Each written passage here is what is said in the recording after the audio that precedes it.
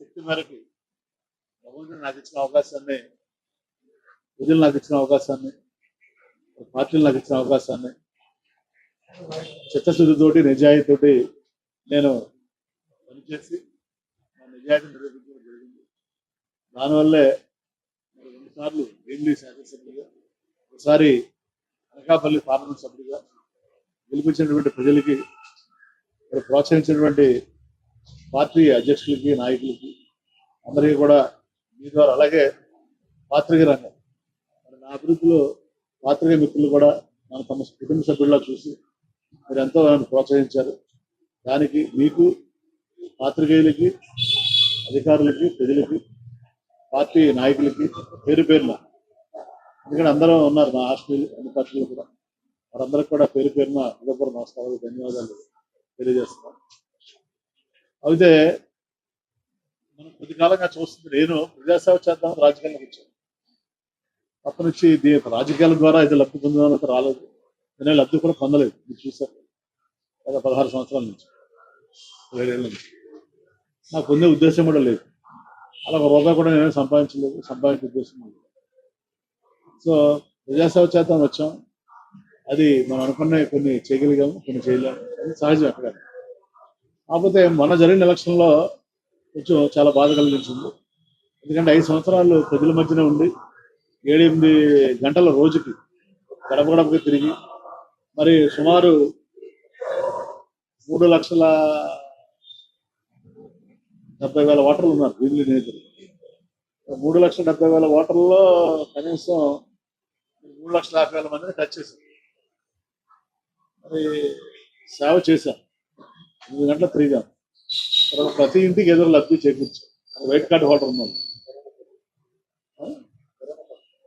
అన్నిటికంటే ముఖ్యంగా కరోనా టైంలో ఈ జిల్లాకి నేను సింగిల్ మంత్రిగా ఉన్నాను.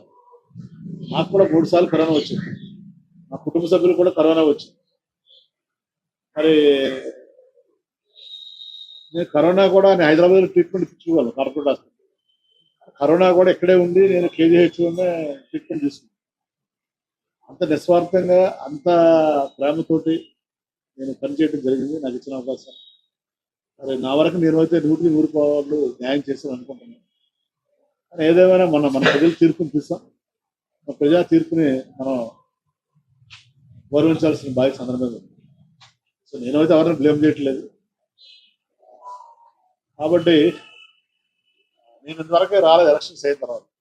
నేను కూడా అబ్జర్వ్ చేస్తున్నాను, మీ టీవీ ఛానల్స్ కానీ, పేపర్లు కానీ, మేధావులు కానీ, ఎవరైనా సరే ఈ ప్రజా తీర్పు సరే, ఎలక్షన్లో ఒకసారి ఒక పార్టీ ఓడిపోతే ఒక పార్టీ గెలుస్తుంది.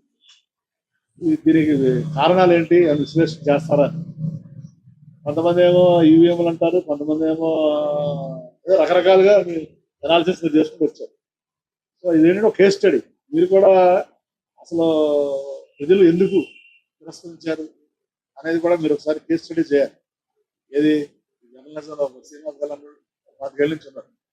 శ్రీనివాస్ మరి రాజధాని పెడతామన్నా, అన్ని పథకాలు ఇచ్చినా, మరి ఎలాంటి అవినీతి లేకుండా పరిపాలించినా ఎందుకు ప్రజలు తప్పనిసరిగా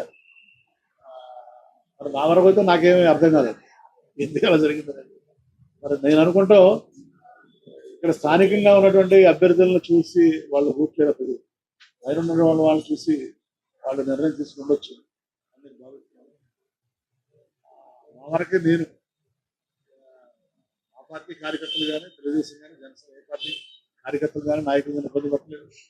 ఎవరికి కూడా ఎలాంటి భూకబ్జాలను ప్రోత్సహించలేదు, ఎవరికి ఎలాంటి అన్యాయం చేయలేదు, ఎలాంటి అవినీతిని ప్రోత్సహించలేదు. అందరూ కూడా చూశారు 5 సంవత్సరాలు ఎలా పరిపాలించా, అది ఎమ్మెల్యేగా అని ప్రజలు విలక్షణమైన తీర్పు ఇచ్చారు. తప్పులేదు. సో ప్రజా తీర్పును గౌరవించాల్సిన బాధ్యత అందరి మీద ఉంది. సో ఎన్నో మరి ఓటుపాట్లు ఉంటాయి. పార్టీలో మంచి జరుగుతుంది, ప్రతి నాయకుల్లో మంచి చెడు 2 ఉంటాయి.